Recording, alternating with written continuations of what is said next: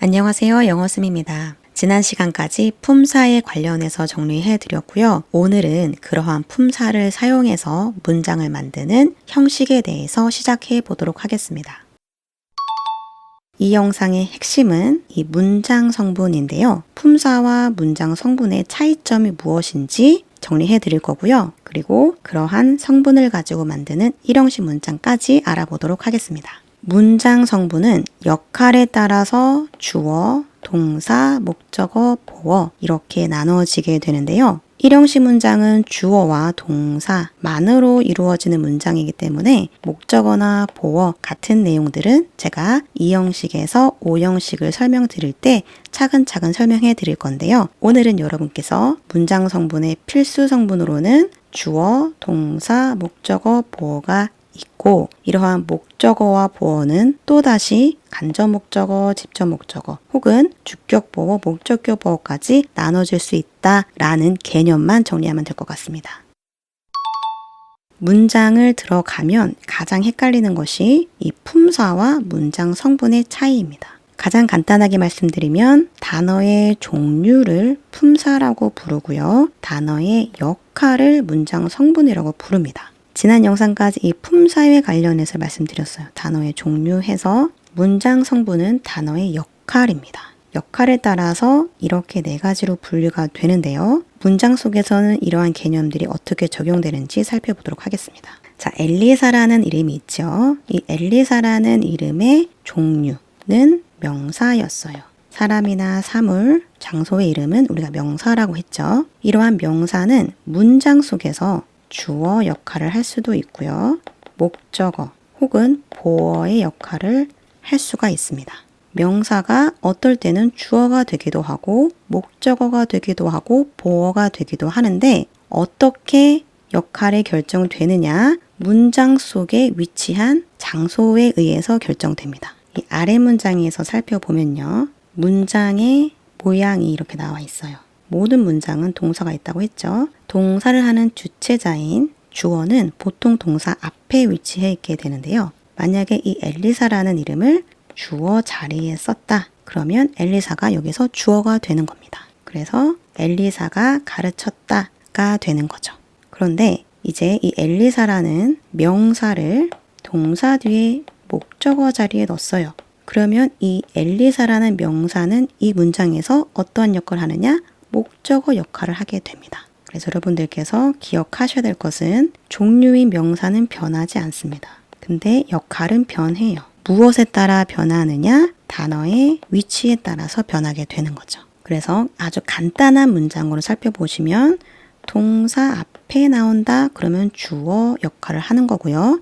동사 뒤에 나온다 하면은 목적어 역할을 하게 되는 겁니다. 그래서 다시 살펴보시면 이러한 단어의 종류들은 문장에 어디에 나와 있느냐에 따라서 그 역할이 달라지게 되는 겁니다. 자, 들어보시면 굉장히 복잡할 것처럼 보이죠? 사실은 우리가 배웠던 품사들 중에서 문장 성분으로 쓰일 수 있는 단어의 종류들은 그렇게 많지가 않아요. 요 딱 3가지, 동사, 그리고 명사, 그리고 형용사 요 3가지만 문장 성분에 필요한 필수적인 품사입니다. 그러면 나머지 전치사, 부사, 접속사, 감탄사는 필요가 없느냐? 이러한 품사들은 사용하지 않아도 완전한 문장으로 보는 게 영어의 문장이에요. 이건 제가 뒤에서 다시 설명해 드리도록 할게요. 오늘은 우리가 주의할 것은 이 3가지 품사입니다. 동사, 명사, 형용사가 각각 어떠한 문장 성분으로 쓰이는지 알면 되는 거죠. 여기서 이 대명사라는 것은 어차피 명사이기 때문에 명사라고 보시면 됩니다. 첫 번째, 단어의 종류 동사. 이 동사는 문장 성분에서도 동사 역할밖에 못합니다. 단어의 종류 이름도 동사고 역할의 이름도 동사이기 때문에 조금 헷갈릴 수가 있어서 어떤 분들은 이 동사를 동사라고 하지 말고 서술어라고 하자라고 하시는 분들도 있어요. 문장 성분, 역할의 이름이 주어, 목적어, 보어로 끝났으니 얘도 서술어로 끝나서 덜 헷갈릴 것 같다라고 하시는 분이 있는데요. 일반적으로는 동사라는 말을 쓰기 때문에 저도 동사라고 하겠습니다. 첫 번째 정리, 단어의 종류인 동사는 역할도 동사밖에 못한다. 즉 동사 자리밖에 못 들어오는 거죠. 명사 혹은 대명사라는 이 품사는요. 역할이 굉장히 다양하게 있습니다. 명사는요. 주어 자리에 올 수도 있고요. 목적어 자리에 올 수도 있고요. 보어 자리에 올 수도 있습니다. 세 자리에 다 올 수 있어요. 그래서 주어 자리에 오면은 주어, 목적어 자리에 오면은 목적어, 보어 자리에 오면은 보어가 되는 거예요. 그리고 마지막 형용사라는 품사는요. 보어 자리에 올 수 있습니다. 그러면 전치사, 부사, 접속사, 감탄사는 역할이 없느냐? 이러한 품사들이 문장 속에 사용하게 되면요. 문장이 풍성해지긴 하지만 문장을 만드는 필수 성분 자리에는 올 수가 없기 때문에 이러한 품사들이 나왔다? 그러면 다 수식어, 꾸며주는 말로 취급해 주시면 돼요. 그래서 여기 있는 문장으로 살펴보시면요. 이 동사를 중심으로 동사 앞자리는 주어 자리고요. 보통 주어 뒷자리는 목적어 자리입니다.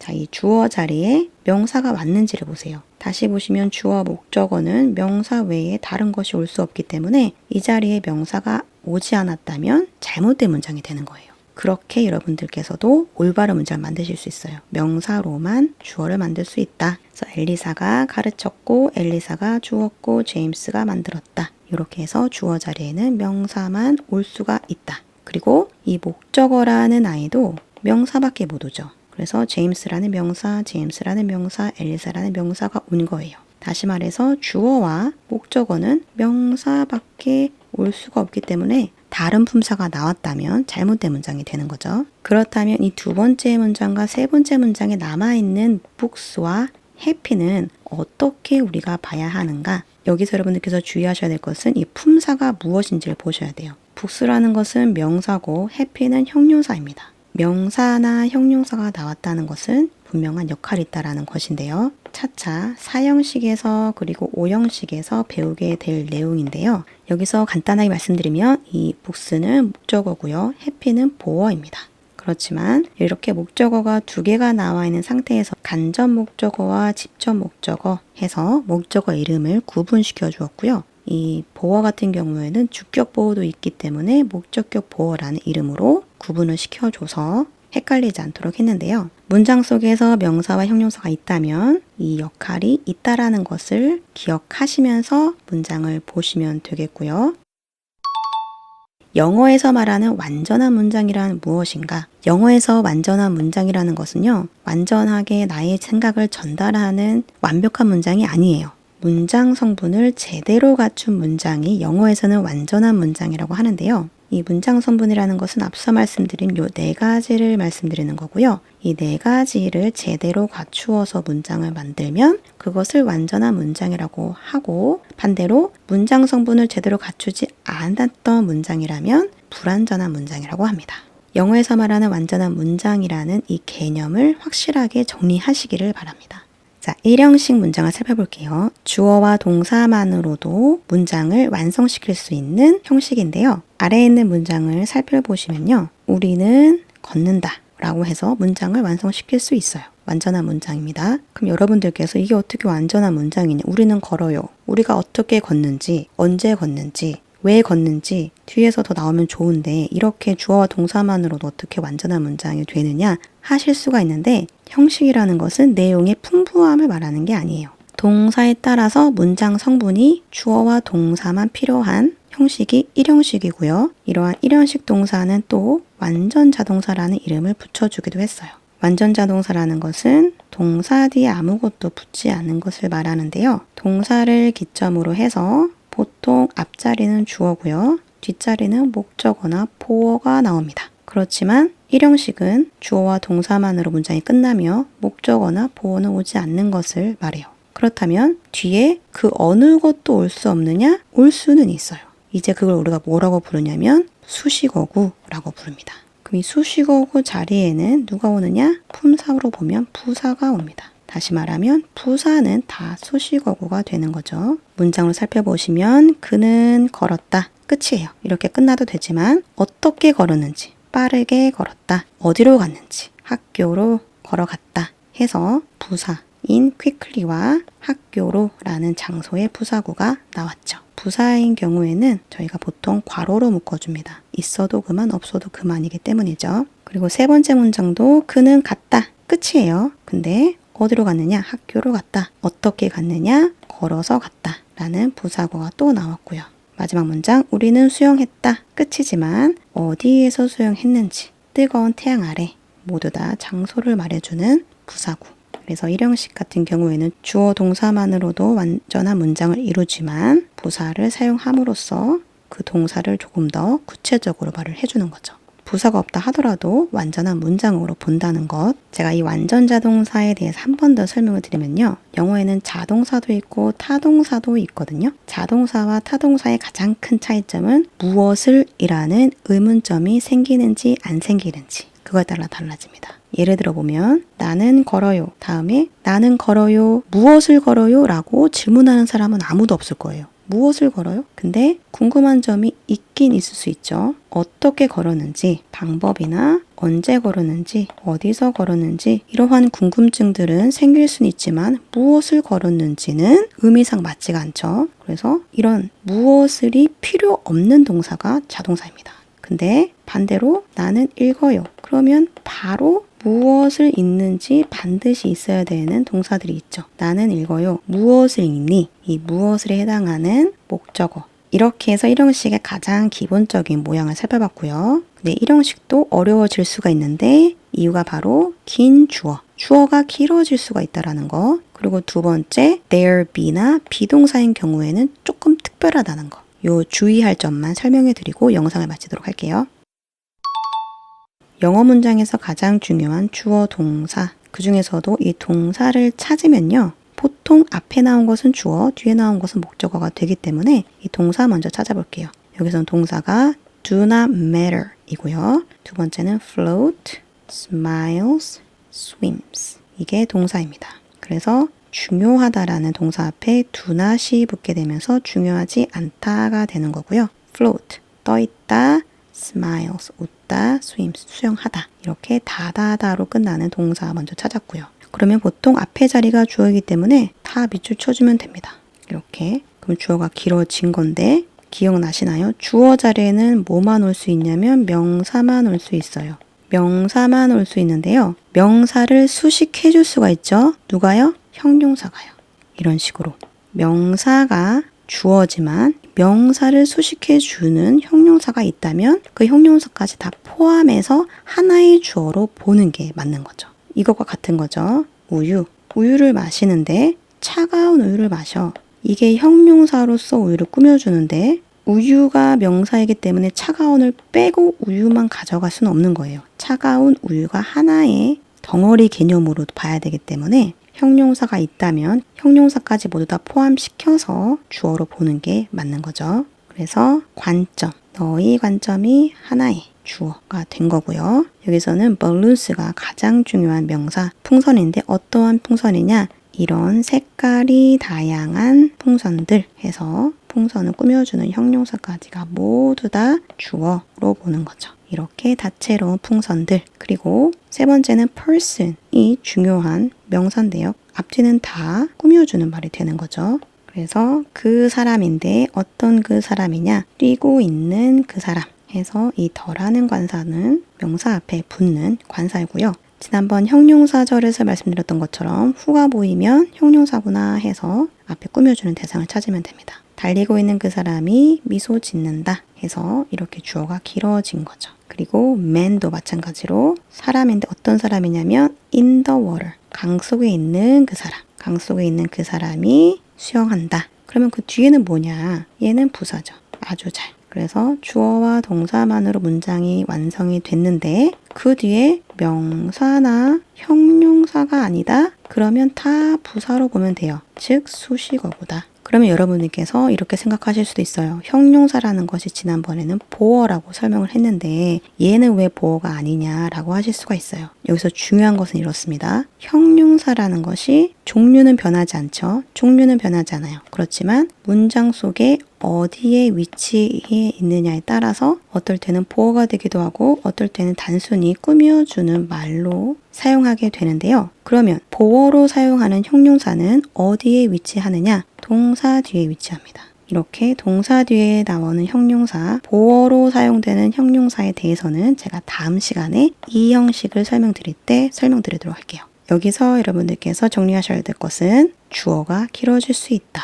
그래서 주어의 가장 기본적인 명사를 꾸며주는 형용사가 길어지면 길어질수록 주어도 길어지겠죠. 그래서 이러한 문장들을 보실 때 여러분들께서 동사를 찾는 게 가장 중요해요. 보통 동사 앞에는 다 주어, 뒤에는 또 다른 역할을 하든지 아니면 명사도 아닌 형용사도 아닌 것이 나왔다면 다 부사.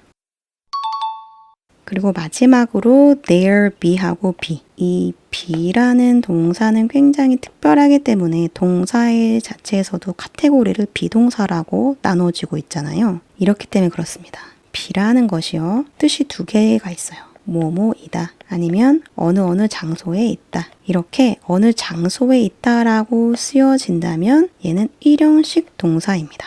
문장으로 보시면요. is. 있다거든요. 여기서는요. 그는 있어요. 어디에 있어요? In the kitchen. 부엌에 있어요. 라는 부엌이라는 장소가 나왔죠. 장소는 부사라고 했습니다. 그래서 얘는 일형식으로 본다는 거죠. 그래서 이 비동사가 어디에 있다라는 의미로 사용된다면 그는 있다. 그리고 어디에 있는지 장소가 나오게 될 것이고 그 장소는 우리가 수식어구, 부사로 보기 때문에 이 수식어구는 문장 성분에 포함되지 않기 때문에 주어와 동사만으로도 완전한 문장이다 해서 일형식으로 본다는 거죠. 그러면 항상 질문하시는 분이 있어요. 어떻게 이게 완전한 문장이 될 수가 있느냐? 장소가 없이 그는 있다라는 단어 두 개만으로 어떻게 완전한 문장이 되느냐? 여기서 영어 문법의 한계가 드러납니다. 여러분들 문법은 완벽하지 않아요. 문법은 영어를 사용하는 사람들이 공통된 규칙을 만들어 놓은 거기 때문에 그 공통된 규칙 속에서는 언제나 예외가 존재하고 불완전한 것이 존재할 수밖에 없습니다. 그래서 이러한 문장을 아예 따로 떨어뜨려서 제 6형식으로 만들자는 사람들도 있어요. 그런 의견도 있지만 저희는 보통 대다수 사람들이 사용하는 일형식으로 보는 거죠. 그래서 이것을 일형식으로 본다는 것이 일반적인 의견이고 여러분들께서 참고해 주시면 됩니다. 그래서 그는 있다. 어디에 있는지 장소가 나오면 그것은 일형식으로 본다. 그리고 there is나 there are이라는 문장도 마찬가지입니다. 여기서 there은 의미가 없는 유도 부사라고 해요. 여기까지 여러분들께서 모르셔도 되는데 어쨌든 얘는 주어가 될 수 없어요. 주어 자리에 있는데 주어가 아니에요. 그래서 there is나 there are 모두 다 무엇이 있다라는 것인데 진짜 주어는 뒤에 나옵니다. 차가 있다. 꽃들이 있다. 해서 이 경우는 주어와 동사 자리가 바뀐 형태인 거죠. 원래는 동사 앞자리가 주어인데 이렇게 there is나 there are 구문 같은 경우에는 주어가 뒤에 나오기 때문에 뒤에 나와 있는 이 주어에 따라서 동사 모양도 바뀌었다는 것이 보이시죠? 그래서 차가 한 대이기 때문에 is를 썼고요. 꽃이 여러 개이기 때문에 are를 썼죠. 그래서 there is, there가 나왔다. 얘는 모두 다 일형식이다. 여기까지 일형식에 대해서 설명을 드렸고요. 오늘 여러분들께서 반드시 정리해야 되는 포인트 5가지를 제가 읽어볼 텐데요. 아직 이해가 되지 않은 부분이 있다면 앞의 영상을 계속해서 반복해서 보시면서 확실하게 이해를 하고 넘어가시는 것을 추천드릴게요. 반드시 정리해야 되는 포인트 첫 번째, 영어 단어는 종류에 따라서 분류를 하고 그 종류를 우리가 품사라고 부른다. 그리고 이러한 품사는 문장 속의 위치에 따라서 역할이 달라지게 되는데 그러한 역할은 우리가 문장 성분이라고 부르고요. 주어, 동사, 목적어, 보어의 역할이 있습니다. 그리고 영어에서 말하는 완전한 문장이라는 것은 이러한 문장 성분이 제대로 갖춰진 문장을 말하는 거고요. 오늘은 그 중에서도 주어와 동사만으로도 완전한 문장을 만드는 일형식에 대해서 배웠습니다. 여기서 주의해야 될 것은 주어가 길어질 수가 있기 때문에 형용사가 같이 포함되어 있는 명사는 하나의 주어로 보는 게 맞고요. There is, there are 문장이나 아니면 비동사가 어디에 있다 라는 의미로 사용되는 경우는 모두 다 일형식으로 본다 라는 것까지 정리하시면 되겠습니다. 이상으로 영상을 마치도록 하겠습니다. 질문 있으시면 댓글로 남겨주시고요. 여러분들이 남겨주시는 댓글과 좋아요 그리고 구독은 정말 큰 힘이 됩니다. 좋아요와 구독 부탁드립니다. 감사합니다.